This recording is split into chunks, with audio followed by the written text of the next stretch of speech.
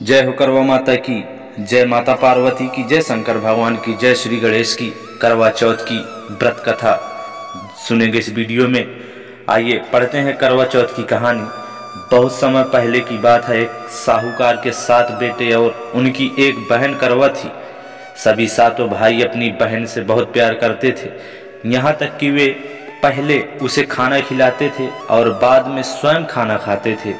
एक बार उनकी बहन ससुराल से मायके आई हुई थी। शाम को भाई जब अपना व्यापार व्यवसाय बंद कर घर आए तो देखा कि उनकी बहन बहुत व्याकुल थी। सभी भाई खाना खाने बैठे और अपनी बहन से भी खाने का आग्रह करने लगे, लेकिन बहन ने बताया कि उसका आज करवा चौथ निर्जला व्रत है और वह खाना सिर्फ चंद्रमा को देखकर उसे अर्घ देकर ही खा सकती हैं। चूँकि चंद्रमा अभी तक निकला नहीं है, इसलिए वह भूख प्यास से व्याकुल हो उठी हैं। सबसे छोटा भाई को अपनी बहन की हालत देखी नहीं जाती। वह दूर पीपल के पेड़ पर एक दीपक जलाकर चलनी की ओट में रख देता है। दूर से देखने पर वह ऐसा प्रतीत होता है कि जैसे चतुर्थी का चांद उदित हो रहा हो। इसके बाद भाई अपनी बहन को बताता है कि चांद निकल आया है, तुम उसे अर्घ देने के बाद भोजन कर सकती हो। बहन खुशी के मारे सीढ़ियों पर चढ़कर चांद को देखती है। उसे अर्घ देकर खाना खाने बैठ जाती है।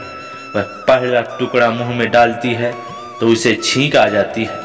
दूसरा टुकड़ा डालती है तो उसमें बाल निकल आता है, और जैसे ही तीसरा टुकड़ा मुंह में डालने की कोशिश करती है तो उसके पति की मृत्यु का समाचार उसे मिल जाता है।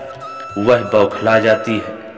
उसकी भाभी उसे सच्चाई से अवगत कराती हैं कि उसके साथ ऐसा क्यों हुआ है। करवा चौथ का व्रत गलत तरीके से टूटने के कारण देवता उससे नाराज हो गए और उन्होंने ऐसा किया है। सच्चाई जानने के बाद करवा निश्चय करती है कि वह अपने पति का अंतिम संस्कार नहीं होने देगी और अपने सतीत्व से उन्हें पुनर्जीवित दिलाकर रहेगी।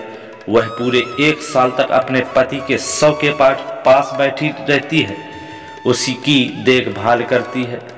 उसके ऊपर उगने वाली सुईनुमा घास को वह एकत्रित करती जाती है। 1 साल बाद करवा चौथ का दिन आता है। उसकी सभी भाभियां करवा चौथ का व्रत रखती हैं। जब भाभियां उससे आशीर्वाद लेने आती हैं तो वह प्रत्येक भाभी से यम सुई ले लो, पिए सुई दे दो, मुझे भी अपनी जैसी सुहागिन बना दो, ऐसा आग्रह करती हैं। लेकिन हर बार भाभी उसे अगली भाभी से आग्रह करने का कहाँ चली जाती हैं। इस प्रकार जब 6ठे नंबर की भाभी आती हैं तो करवा उससे भी यही बात दोहराती है। यह भाभी उसे बताती है कि चूंकि सबसे छोटे भाई की वजह से उसका व्रत टूटा था, अतः उसकी पत्नी में ही शक्ति है कि वह तुम्हारे पति को दोबारा जीवित कर सकती है। इसलिए जब वह आए तो तुम उसे पकड़ लेना और जब तक वह तुम्हारे पति को जिंदा न कर दे उसे नहीं छोड़ना। ऐसा कहकर वह चली जाती हैं। सबसे अंत में छोटी भाभी आती हैं। करवा उनसे भी सुहागिन बनने का आग्रह करती हैं, लेकिन वह टालमटोल करने लगती हैं। इसे देखकर करवा उन्हें जोर से पकड़ लेती है और अपने सुहाग को जिंदा करने के लिए कहती है। भाभी उससे छुड़ाने के लिए नोचती है, खसोटती है, लेकिन करवा नहीं छोड़ती है। अंत में उसकी तपस्या को देख भाभी पसीज जाती है और अपनी छोटी उंगली को चीरकर उसमें से अमृत उसके पति के मुंह में डाल देती है। करवा का पति तुरंत श्री गणेश कहता हुआ उठ बैठता है। इस प्रकार प्रभु कृपा से उसकी छोटी भाभी के माध्यम से करवा को अपना सुहाग वापस मिलता है। हे श्री गणेश, माँ गौरी, जिस प्रकार करवा को चिर सुहागन का वरदान आपसे मिला है, वैसा ही सभी सुहागिनों को मिले, यही कामना है। वीडियो अच्छा लगा हो, कथा अच्छी लगी हो तो लिख दे जय करवा माता की, जय श्री गणेश भगवान की।